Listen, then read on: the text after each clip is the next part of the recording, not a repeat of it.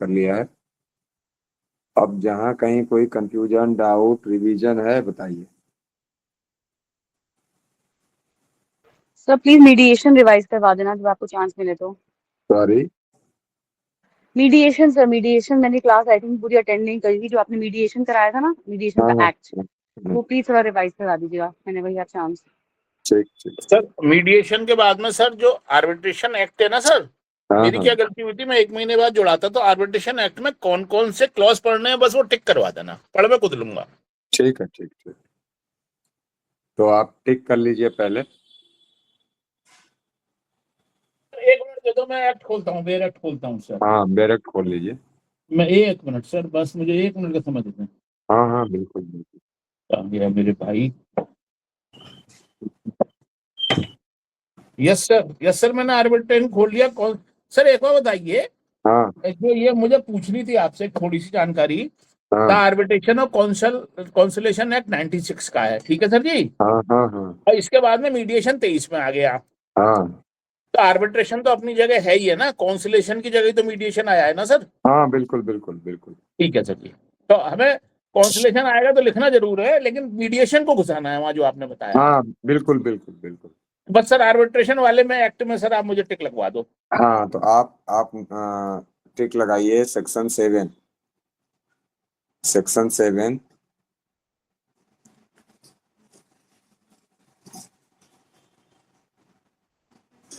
Section 8। Section 9, 17। इनके बाद कौन सा सर? 9, 17, 11। 17 सर, 17 गया, 1 मिनट सर मैं। सर बोर्ड पे लिख रहे हैं सर, पर देख लो बोर्ड पे 17 आ चल रहा गया। है। हाँ, ठीक 17 है, के बाद 11, 12। स्क्रीन पे ओके चल रहा सर, है। 11 12, 11 आ गया सर, हाँ और 12 भी आ गया मैं सर। हाँ। सर अब इसके बाद sir 30, 31। 1 minute sir, 1 minute, just 1 minute. तो 31 हो गया सर, 31 पे आ गया सर मैं। 34, 31 34, 34, यस सर। 36। 1 मिनट सर, 36 आ गया सर, हाँ, 36 आ गया। इसके बाद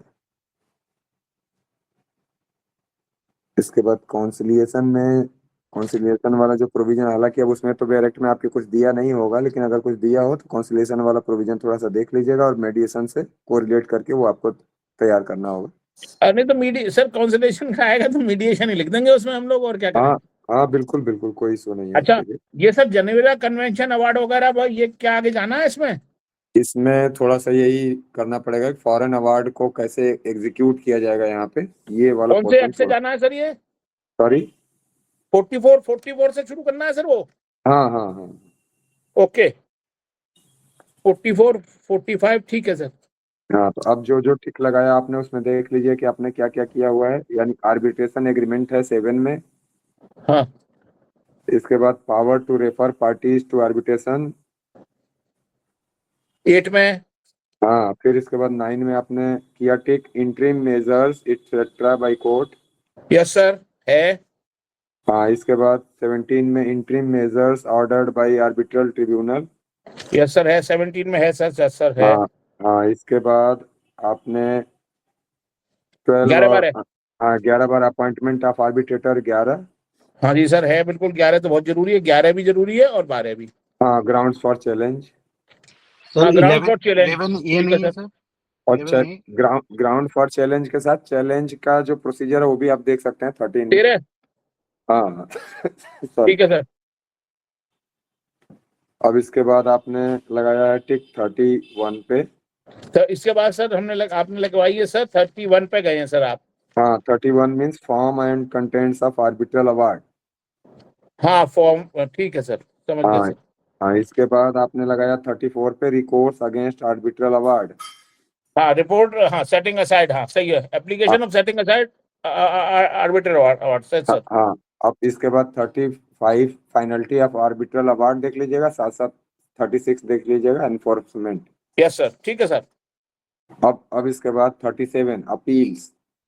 37, हाँ अपील आपने बताए थे, यस सर, यस सर। हाँ, अब आ जाइए फॉरेन अवार्ड पे, enforcement of certain foreign awards. Yes sir, कौन 44? हाँ, तो 44 इसका सरसरी तौर पे केवल देख लीजिएगा, जहाँ इन्फोर्समेंट की मेन बात आ रही है उतना ही देखना है, बाकी कुछ खास इसमें नहीं देखना है। ठीक है सर जी।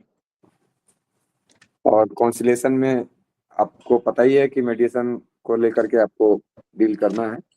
ठीक है सर। सर अब इन्हीं प्रोविजंस पे यदि हम लोग, जैसा कि अभी आप लोगों में से किसी ने कहा मीडिएशन के लिए, बाकी और किसी का कोई पॉइंट हो तो बताइए। Sir arbitration council of India नहीं होगा? Sorry, the arbitration council of India, qualification, appointment and other terms.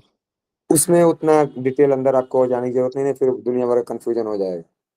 उसमें तमाम सब टर्म्स कंडीशन रहेंगी ना, और वो सब पूछा जाता नहीं है कभी, तो या कभी पूछ भी लिया गया और रेयर केस में, तो उसका कोई खास उतना इम्पोर्टेंस नहीं है। मेन आपको चीजें पकड़ लेनी है, यानी आर्बिट्रेशन एग्रीमेंट, कोर्ट की पावर क्या है इंटरिम और मेजर्स के लिए, कोर्ट रेफर कब आपको कर सकता है, अपॉइंटमेंट, चैलेंज कैसे आप कर सकते हैं उसके अपॉइंटमेंट को, इसके बाद इंटरिम मेजर्स दोनों, यानी कोर्ट को और आर्बिट्रल ट्रिब्यूनल को, दोनों को मिला के इंटरिम मेजर्स की बात आप देख सकते हैं, जान सकते हैं। सॉरी, यही जिन जिन सेक्शंस की हम लोगों ने बात की, यही सेक्शंस आपको देखने हैं, पढ़ने हैं, समझने हैं।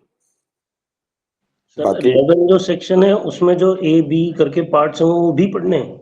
नहीं, कुछ खास उसमें नहीं है। मेन जो हम लोगों ने बात की थी, जितनी बात अपॉइंटमेंट के संदर्भ में की थी हम लोगों ने, मेन वही पकड़ना है आपको, एक एक ओके सब सेक्शन को नहीं पकड़ना। ओके।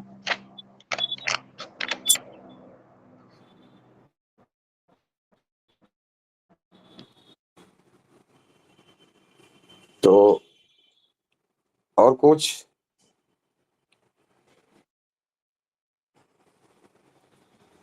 सर ये जो असाइनमेंट है उसके बारे में आपसे नहीं, वो हम कॉलेज में बात करें ना, क्योंकि मुझे जो सब पॉइंट, जो फर्स्ट वाला टॉपिक है ना, उस पे हाँ क्वेश्चन है, जस्टिस, इफेक्टिवनेस एक्सेट्रा, तो हाँ, तो वो वो कहाँ से स्टडी करना है, वो तो कहीं एचओडी सर ही बताएंगे असाइनमेंट के बारे में।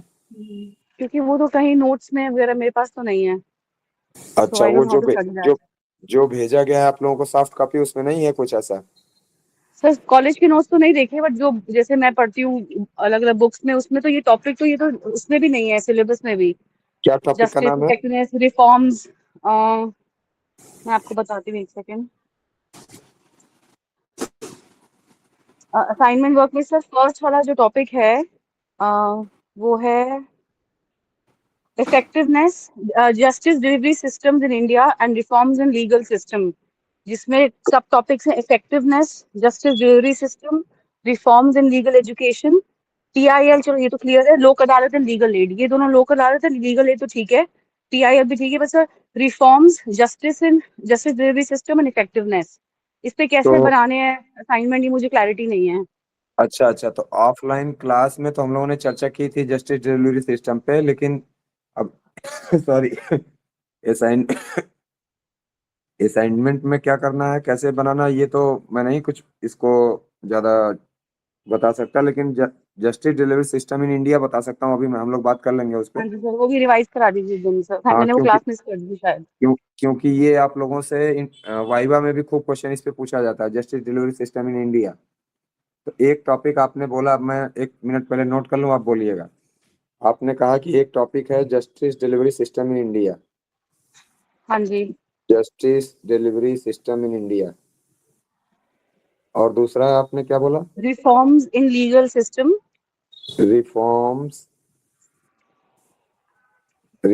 इन, लीगल सिस्टम, हाँ, लीगल सिस्टम। इफेक्टिवनेस एक अलग टॉपिक है, अच्छा, सब टॉपिक है ये सब टॉपिक है justice delivery system in India का, एंड हाँ, रिफॉर्म्स इन लीगल एजुकेशन का सब टॉपिक है ये, effectiveness, justice delivery system, reforms. अच्छा, बाकी उसके आगे पीआईएल भी है, बट वो तो चलो हमने पढ़ा हुआ है बाकी सब्जेक्ट्स में, वो तो तो वो कंफ्यूजिंग नहीं है। हाँ, तो अभी जब हम लोग जस्टिस डिलीवरी सिस्टम पढ़ेंगे तो इसी में ये वाली दोनों जो इसके सब पॉइंट हैं, ये अपने आप आपको समझ आने लगेगा। तो यदि ठीक है सर। जस्टिस डिलीवरी सिस्टम की बात हम लोग करें, तो इंडियन जो जस्टिस डिलीवरी सिस्टम है, इसमें सबसे पहले बात आती है हायरार्की ऑफ कोर्ट्स की। हायरार्की ऑफ कोर्ट्स का हमारे यहाँ सिस्टम क्या है? तो जस्टिस डिलीवरी सिस्टम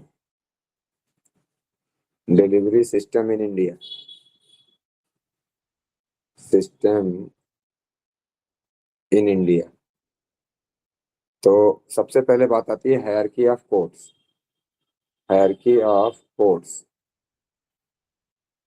तो हायरार्की ऑफ कोर्ट्स की बात की जाए तो इसमें सुप्रीम कोर्ट सबसे ऊपर है, सबसे सुप्रीम है ये। सुप्रीम कोर्ट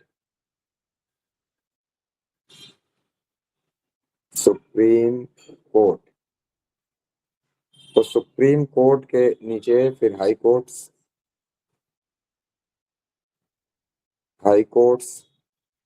अब जितने भी स्टेट हैं लगभग सब में हाई कोर्ट्स हैं, और जो छोटे स्टेट हैं वहाँ कई स्टेट को मिला के एक हाई कोर्ट भी है, ऐसा भी है। और बाकी जितने बड़े स्टेट हैं लगभग सब में एक हाई कोर्ट है। अब इस हाई कोर्ट के बाद यहाँ से इसका दो पार्ट हो जाता है। दो पार्ट क्या हो जाता है कि ट्रिब्यूनल्स। यहाँ पे नहीं, अभी आराम से पहले सुनते रहिए ध्यान से। तो यहाँ पे क्रिमिनल और यहाँ पे सिविल। तो जब हम लोग क्रिमिनल कर रहे हैं तो क्रिमिनल का मतलब यहाँ पे हो जाता है सेशन कोर्ट्स, और यहाँ पे हो जाता है डिस्ट्रिक्ट कोर्ट। और डिस्ट्रिक्ट कोर्ट या सेशन कोर्ट के नीचे फिर इसके बाद चीफ जुडिशियल मजिस्ट्रेट, यानी जिसको आप बोलते हैं सीजेएम, और सीजेएम के नीचे फिर सॉरी ACJM यानी एडिशनल चीफ जुडिशियल मजिस्ट्रेट। फिर इसके नीचे जुडिशियल मजिस्ट्रेट क्लास 1 भी इसको कहते हैं, और इसी को हम लोग कहते हैं जुडिशियल मजिस्ट्रेट फर्स्ट क्लास। और फिर इसके नीचे जुडिशियल मजिस्ट्रेट सेकंड क्लास, या इसको आप बोलते हैं जुडिशियल मजिस्ट्रेट क्लास 2 या क्लास सेकंड। और सॉरी इधर आप आ जाएं तो डिस्ट्रिक्ट कोर्ट के नीचे फिर सिविल जज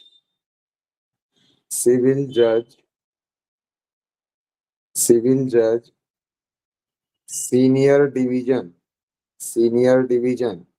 फिर इधर सिविल जज जूनियर डिवीजन। और इसी सिविल जज सीनियर डिवीजन को ही, जैसे इधर आपने सीजेएम बनाया हुआ है, ACJM बनाया हुआ है सॉरी ये लोग यानी जो सीजेएम है ये इनका मॉनिटर है। ये जैसे क्लास में एक मॉनिटर बना दिया जाता है और वो बच्चों में डिसिप्लिन को देखता है, चॉक डस्टर को देखता है, ब्लैक बोर्ड पे डेट डालता है। तो इसी तरह सीजेएम को मॉनिटर बना दिया गया है सभी मजिस्ट्रेट के लिए। और इसी तरह से इधर से भी सिविल जज सीनियर डिवीजन में से एक व्यक्ति को इंचार्ज बना दिया जाएगा सिविल के मैटर्स के लिए, और वो सबका इंचार्ज होगा, सभी जजेस का इंचार्ज होगा।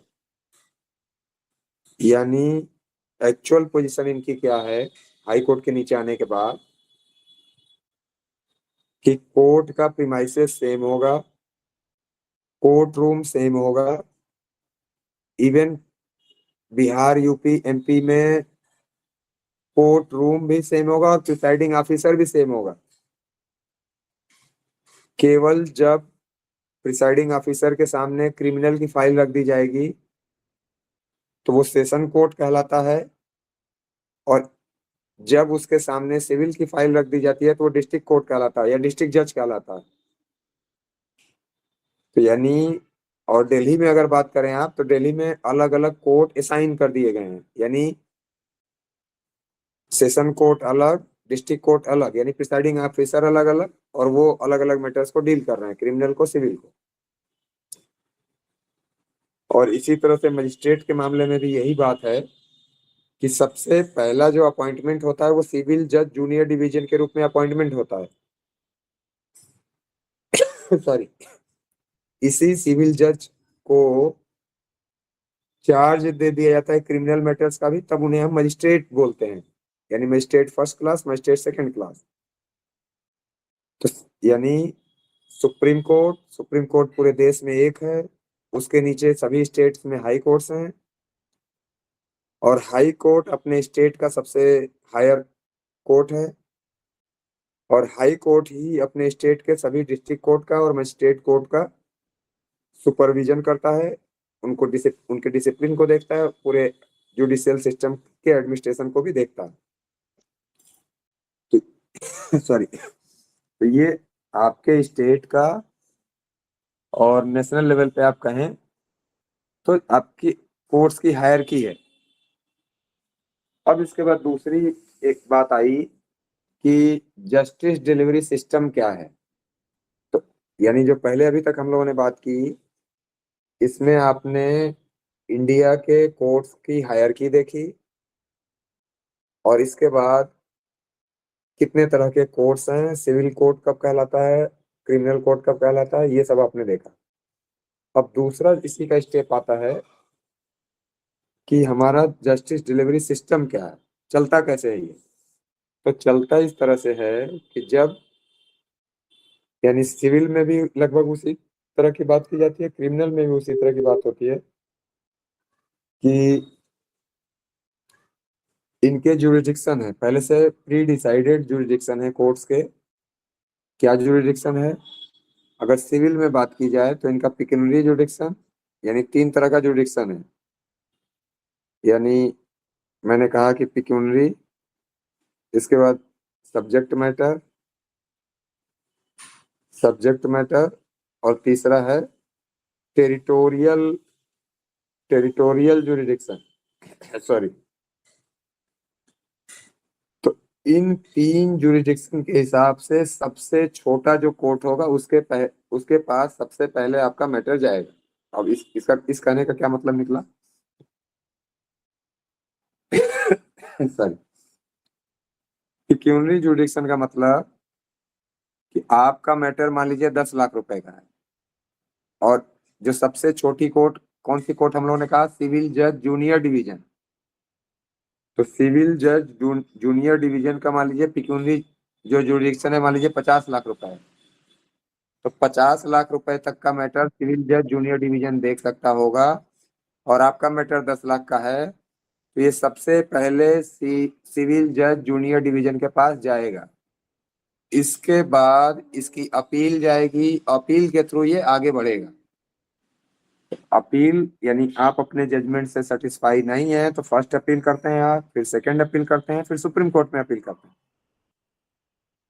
और यदि आपका मैटर मान लीजिए 50 लाख की का जुरिडिक्शन है सिविल जज के पास, तो आपका मैटर 1 करोड़ रुपए का है, तो ये पहली बार में ही सीधे चला जाएगा सिविल जज सीनियर डिवीजन के पास। आपका मैटर और बड़ा है, तब ये पहले ही सीधे चला जाएगा डिस्ट्रिक्ट कोर्ट में। इसी तरह से फैमिली कोर्ट के लिए अलग जुरिडिक्शन डिसाइड किया गया है। इसी तरह से सब्जेक्ट मैटर के अकॉर्डिंग भी जुरिडिक्शन डिसाइड किया गया है कि कौन सा सब्जेक्ट मैटर कहाँ जाएगा। फिर इसी तरह से टेरिटोरियल जुरिडिक्शन डिसाइड करना होता है कि अब मान लीजिए अगर इमोबल प्रॉपर्टी के मैटर को डील करना है, तो इमोबल प्रॉपर्टी जहाँ सिचुएट करती है वहां के कोर्ट में आप जाएंगे, और वहां के सबसे छोटे कोर्ट में जाएंगे। इसी तरह से कॉन्ट्रैक्ट का मैटर है, तो जहाँ कॉन्ट्रैक्ट, फॉर्मिंग ऑफ कॉन्ट्रैक्ट जहाँ हुआ वहां, या परफॉर्मेंस ऑफ कॉन्ट्रैक्ट जहाँ हुआ, दोनों में से कहीं भी आप जा सकते हैं। तो ये हो गया तरीका हम लोगों का जस्टिस डिलीवरी सिस्टम का। और मैंने जैसा कहा कि यदि कोई पार्टी जजमेंट से एग्री नहीं करती है, एग्रीव्ड फील करती है अपने आप को, तो वो अपील में जाती है, और अगर कोई टेक्निकल एरर है तो आप रिवीजन में जाते हैं। और अगर कोर्ट को ही किसी लॉ में कोई फॉल्ट दिखती है तो रेफरेंस भेजता है अपने हायर कोर्ट को। और किसको हायर कोर्ट को? हाई कोर्ट को। अगर आपका कोई फंडामेंटल राइट्स का ब्रीच होता है तो आप सीधे हाई कोर्ट या सुप्रीम कोर्ट में जा सकते हैं। तो ये हमारा सिस्टम है डिलीवरी, जस्टिस डिलीवरी का। इसी तरह से सर यहाँ एक और सब्जेक्ट मैटर को थोड़ा सा बताएंगे, सॉरी ये किस तरह सब्जेक्ट मैटर में जुरिडिक्शन कैसे, ये थोड़ा बताएंगे सर। सब्जेक्ट मैटर का मतलब कि आपकी प्रॉपर्टी है, प्रॉपर्टी में भी दो तरह की प्रॉपर्टी हो गई, एक प्रॉपर्टी मूवेबल हो गई, दूसरी इमूवेबल हो गई। इसी तरह से दूसरा सब्जेक्ट मैटर क्या कह सकते हैं आप, कि जैसे किसी रिलीजन का मैटर है, रिलीजियस किसी सॉरी जैसे सबरीमाला केस चल रहा है, तो सबरीमाला केस अगर प्योरली रिलीजन का मैटर होगा तो रिलीजियस मैटर को कोर्ट डिसाइड नहीं करता है। सबरीमाला मैटर में क्या आ गया कि किसी के फंडामेंटल राइट्स का ब्रीच हो रहा था, इसलिए वो जा सकता है कोर्ट में, अदरवाइज नहीं जाएगा। तो यानी सिविल नेचर का जो मैटर होगा वही जा सकता है सिविल कोर्ट में। तो ये हो गया सब्जेक्ट मैटर।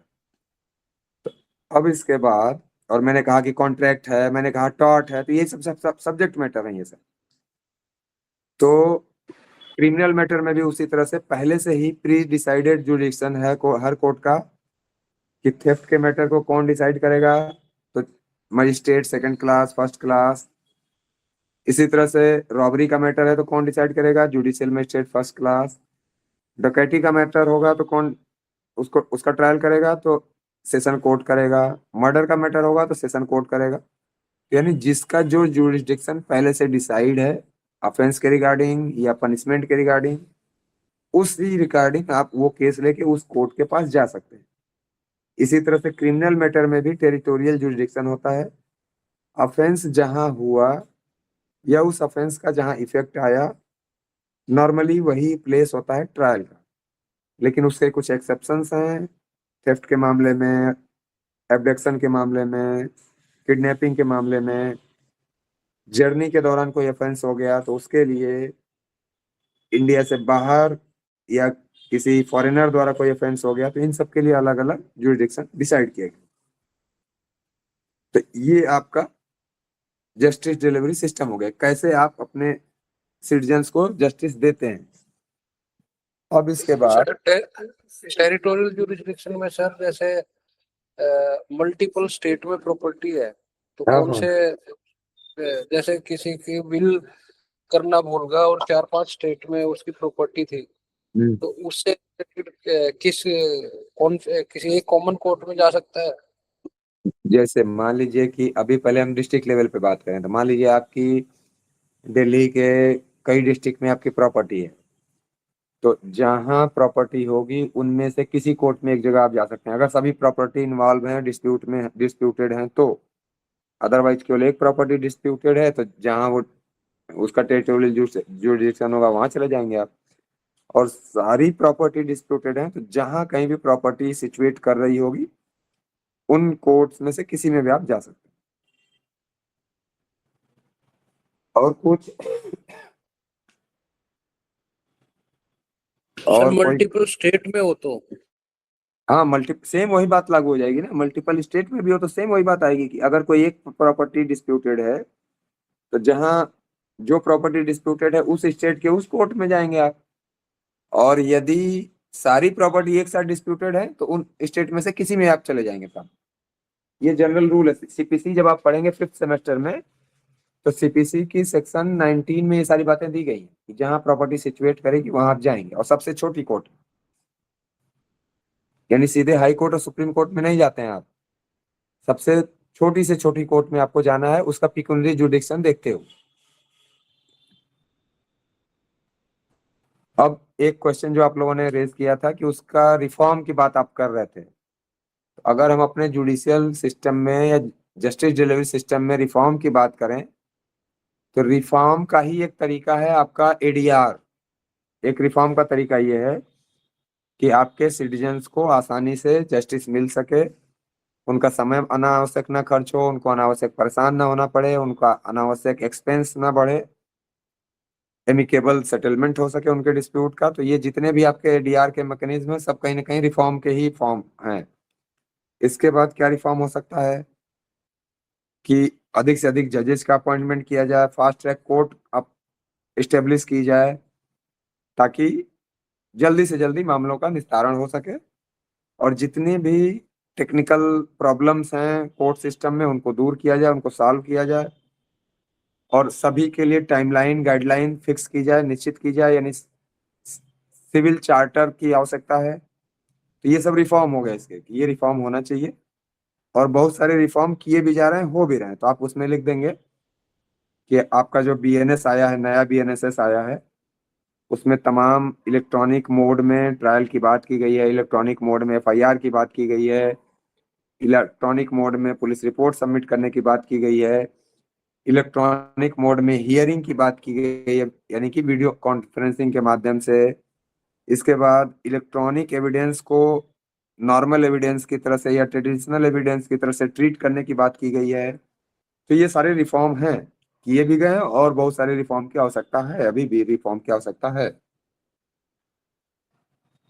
और बीएनएसएस में बहुत सारा टाइमलाइन फिक्स भी कर दिया गया कि आपको ट्रायल करना है तो उसके लिए चार्ज कितने दिनों में फ्रेम कर लेना चाहिए, केस का कमिट करना, केस को कमिट करना है तो कितने दिन में कमिट कर दिया जाना चाहिए। तो ये बहुत सारी टाइम लिमिट भी बीएनएसएस में फिक्स कर दी गई है। तो ये कहीं ना कहीं रिफॉर्म के ही तरीके हैं। और कुछ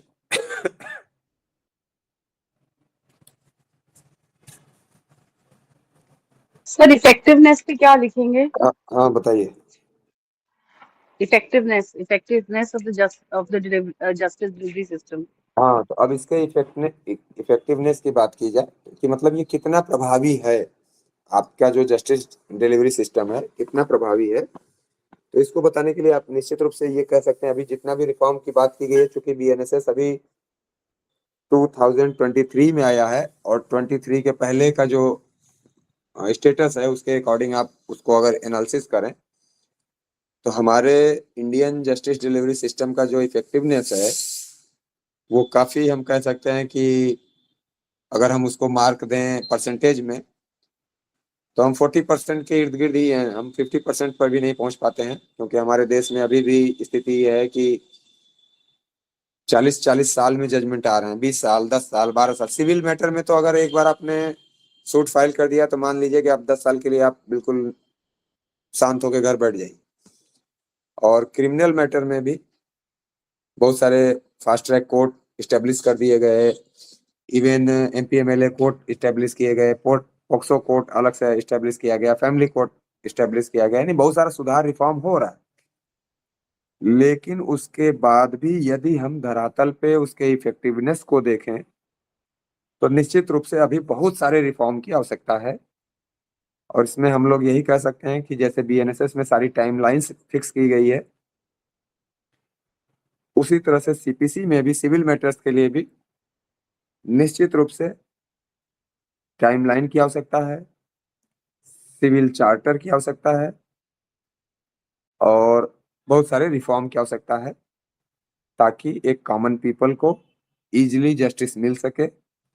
और जहां तक हम बात कर रहे हैं एडीआर की, तो एडीआर के मैकेनिज्म को और स्ट्रांग किया जाए और सही किया जाए और जो हमारा कॉमन पीपल है या तो उसको हम फ्री प्रोवाइड कर सकें आर्बिट्रेटर, और नहीं प्रोवाइड कर सकते हैं तो कम से कम लोक अदालत की ऐसा व्यवस्था करें, ऐसा सिस्टम एडॉप्ट करें कि उस कॉमन पीपल को भी, जो हम किताबों में थियरी में लिखते हैं कि सस्ता सुलभ सरल न्याय, तो वास्तव में उसे सस्ता सुलभ और सरल न्याय मिल सके। तो ये पूरा ओवरऑल आप उसमें इफेक्टिवनेस में लिख सकते हैं और रिफॉर्म में भी ये सारी बातें आ जाएंगी।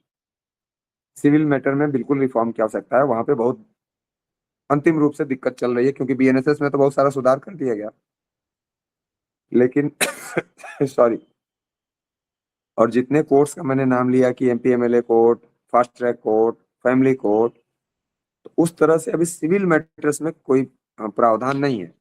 और हाँ, इसमें जितना हम लोगों ने जस्टिस डिलीवरी सिस्टम में हायरार्की ऑफ कोर्ट की बात की, तो इसमें एक हाई कोर्ट के नीचे आपको ट्रिब्यूनल डालना पड़ेगा, यानी बहुत सारे हमारे ट्रिब्यूनल स्टेब्लिश किए गए हैं जो अलग अलग मैटर को गवर्न करते हैं, जैसे लेबर लॉ से रिलेटेड, कंपनी से रिलेटेड, ट्रिब्यूनल्स एस्टेब्लिश किए गए, तो वो भी हमारे जस्टिस डिलीवरी सिस्टम का एक पार्ट है, तो उसको भी हमें यहाँ पे हाईलाइट करना पड़ेगा। तो हाई कोर्ट के नीचे उसको आपको एस्टेब्लिश कर देना।